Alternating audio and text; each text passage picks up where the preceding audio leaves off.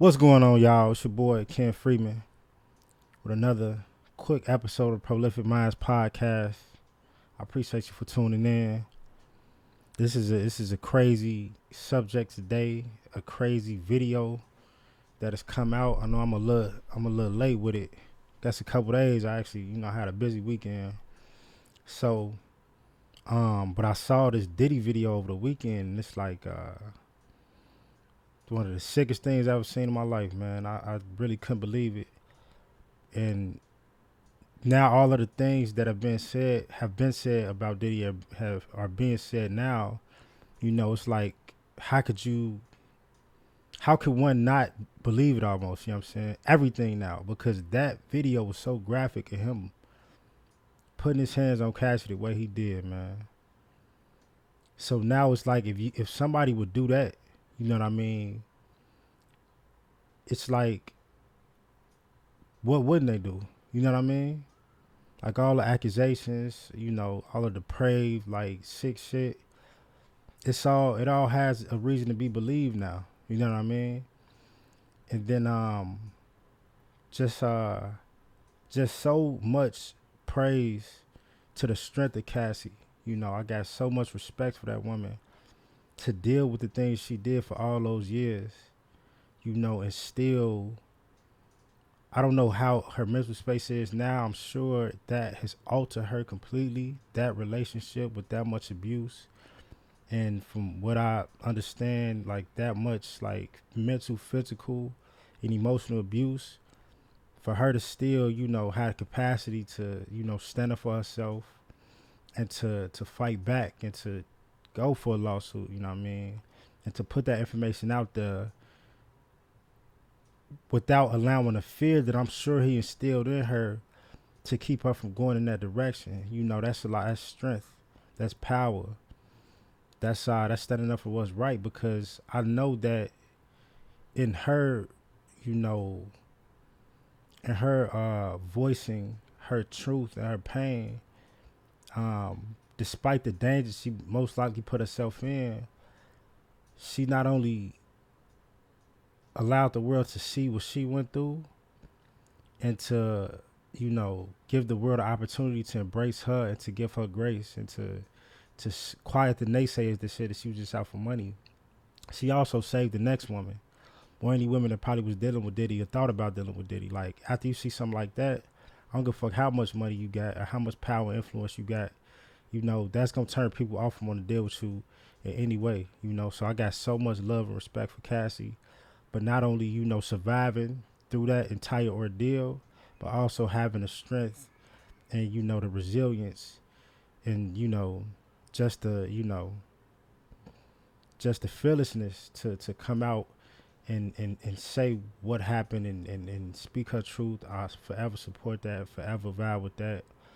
I'm sure, her future is going to be a lot brighter than her past with how much the world is going to embrace and come around her. So big shouts to Cassie, you know what I mean? Diddy out of there, you know what I mean? It's over with for him. It's over with for him. Like he'd never have the public perception that he did before. You know what I'm saying? He'd never get the respect that he got before. He'd never get the love and the adoration he got before. That's over with. Not only is it over with, but everything that he's ever done in his career, that's the killer part. That's what's really gonna smoke him. Like his legacy is tarnished forever. This is worse than Bill Cosby. This is worse in some ways than R. Kelly. You know what I'm saying? Because not only is it a sexual thing that's depraved and like, you know, it's depraved and it's like it's really sick in a lot of ways. In his particular situation, as far as like forcing people to have sex with him for money or forcing people to have sex with him for opportunity, it's not only that, but it's also the violent aspect to it. Like you a violent, sadistic, sexual motherfucker. Like it doesn't get any worse than that. When someone who is violent and also like sexually manipulative and depraved, like it doesn't get any worse than that. So for that to be like that erases anything good you ever done in life in general. And this is not necessarily fair in life, but you can do 99 things right, but that one thing you do wrong, people will not let go, and people will focus on that more Because once you do things right all the time, you're expected to just be righteous. You're expected to not make any mistakes. People forget you human, and that one wrong thing you do can overshadow a lot of the good you did. That's why it's always great to keep your reputation intact. You know what I'm saying? Always keep your reputation in order. You know what I'm saying? Because it precedes you before you walk in the room, and it lingers after you leave. You know what I'm saying? So always keep your reputation intact, and always do your best to never give people a reason to question your character or your integrity. You know what I mean? Because the moment you do, they're gonna hold on to that, especially with the first impression. But that's the thing. It's like all of the things he did with the music industry, with fashion, with the beverage industry. You know, he had Ciroc and De Leon. It's like all of that is going to be overshadowed by this video, by the stories that are all going to get even more attention now. They're going to get a lot more attention now, like Gene Dealer's former bodyguard, the former woman, I can't remember her name, Miss Tiger, something like that. She do a lot of like interviews with the guys from Texas. But all of these stories, the May stories, you know what I'm saying, and the stories of people that weren't saying nothing, they probably didn't feel like their voice was going to be heard. Like, all of these stories are now going to get a lot more attention on a higher scale. You know, these people that you only see on YouTube, you're going to start seeing them on CNN now. You know, on MSNBC now. You know what I'm saying? I don't think Fox gonna cover this. You know what I'm saying? It's a little too black for them.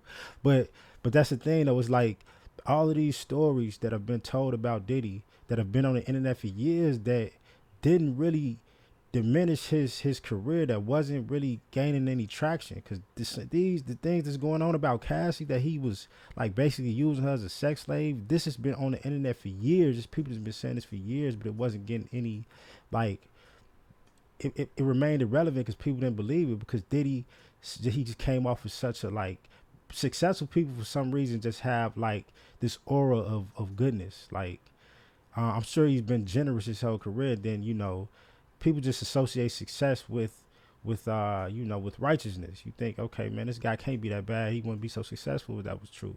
You know what I'm saying? And I think it's possible for somebody to be very successful in life, but also have some really wicked demons in their closet. You know what I'm saying? So, and that's the truth with Diddy. So, man, it's like, you know,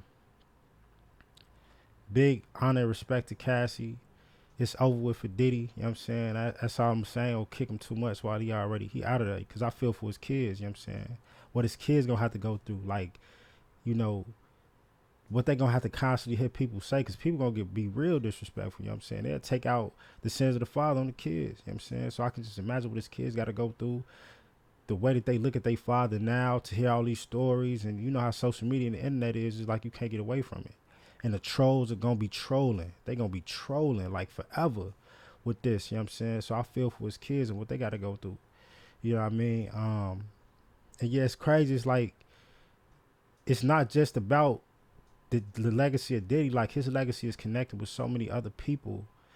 Like, this is just getting started. This ain't nothing. Like, his legacy is connected with, he had Usher with him for a year. He had Justin Bieber. He had French Montana in the Meek Mill situation. He had one of the greatest rappers ever, Notorious B.I.G.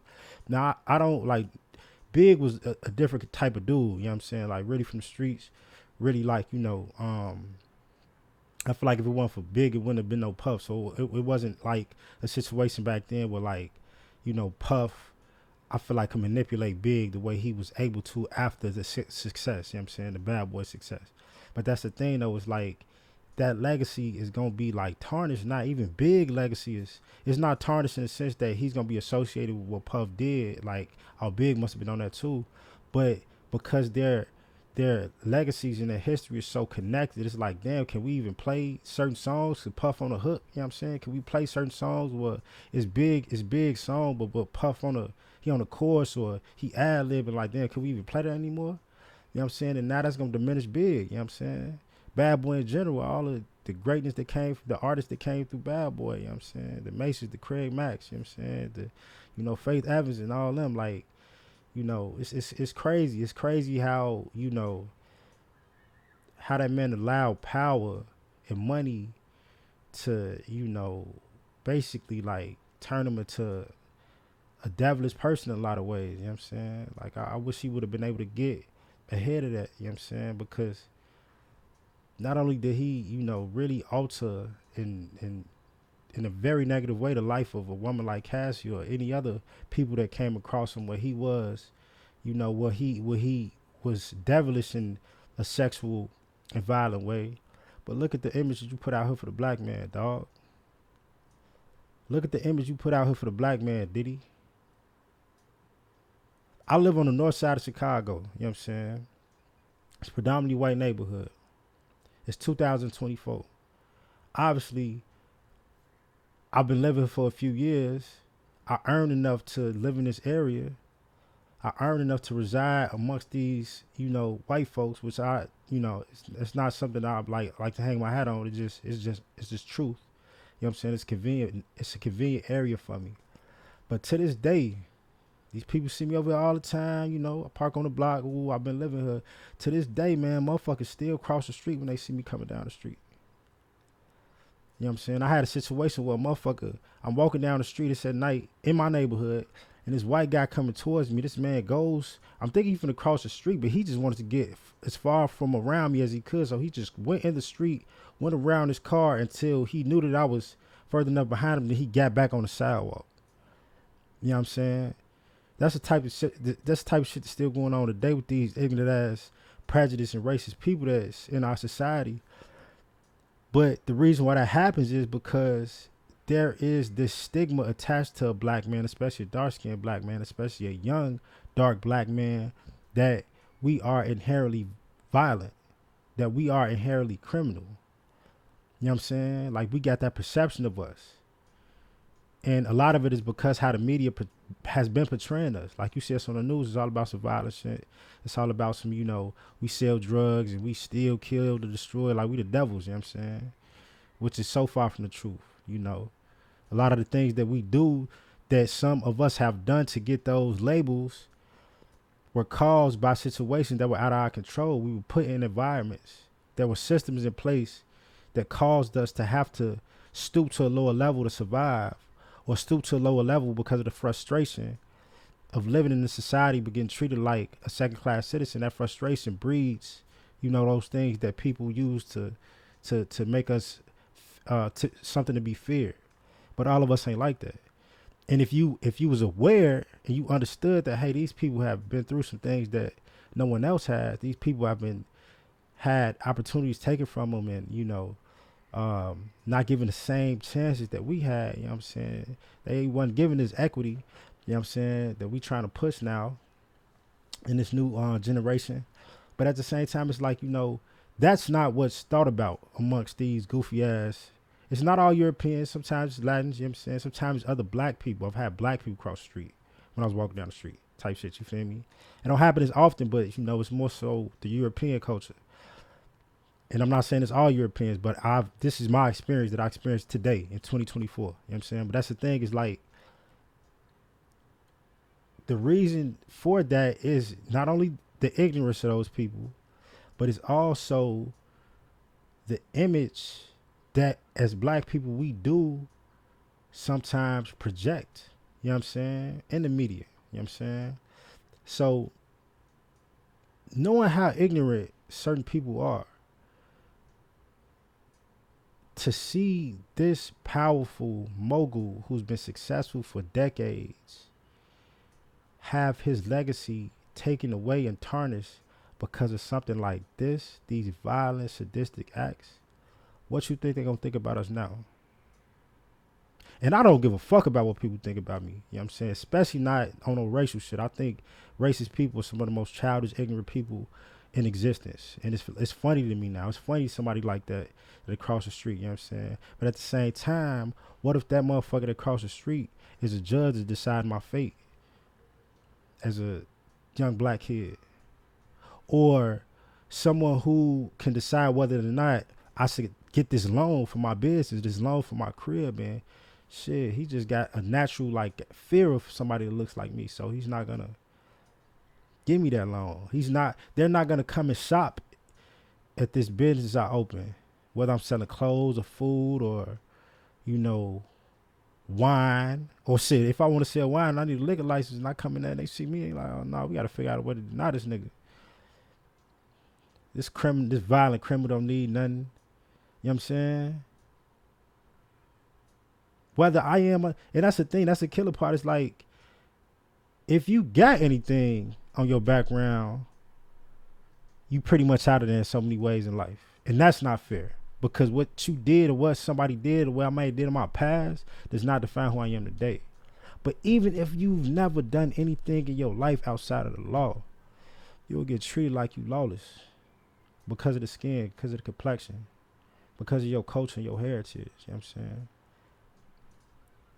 So I feel like we have to, our reputation is kind of fucked up before we even get there. You know what I'm saying? People already got this fucked up mentality about black people. Dark young black man, you know what I'm saying? Or just, not even necessarily, it's different shades. You know what I'm saying? It's still true today, though, that the lighter you are, the better you get treated. That's still true today. But for Diddy to tarnish his name and his legacy with the actions displayed on that video and just the actions that are being described by so many people that was around him, not only does it fuck it up for him, but it fucks it up for the black man, because he was one of the ones. He's one of the most successful black men in history. In history. Stamped. But now he's stamped with violence. Now he's stamped with assault, sexual assault, manipulation, trafficking. Everything else they finna throw at him. It's all true now. Drug dealing, shit. This nigga ate babies. Whatever they want to say, it's gonna be true now. You know what I'm saying? Whatever they want to say about this man is gonna be true now, because despite all of the good things you did, it's that bad shit. It's that negative that gets paid the most attention to. And this negative, it's too much. It'll never go away, and history will never remember Diddy for the mogul, the success, the giant that he was. They're going to remember him as a batterer, abuser, an assaulter. And that's just not the image we need from the leaders. Even if you don't ask to be a leader of the black community, you is, dog. And that's not the image we need, man. It's really not. You know what I'm saying? So, once again, much love and appreciation to Cassie for her strength and her power to overcome the fear, to overcome the mental blocks I'm sure that situation put in her mind. Much love and respect to her. Big energy, positivity, and prosperity to her and any woman that ever went through what she did or was going through what she did. I hope that she inspires other women to speak up and speak out and walk in their truth and not allow no man to put his fucking hands on them like that. You know what I mean? For whatever it is. So much love and respect to Cassie, and man, it been one. Y'all be easy.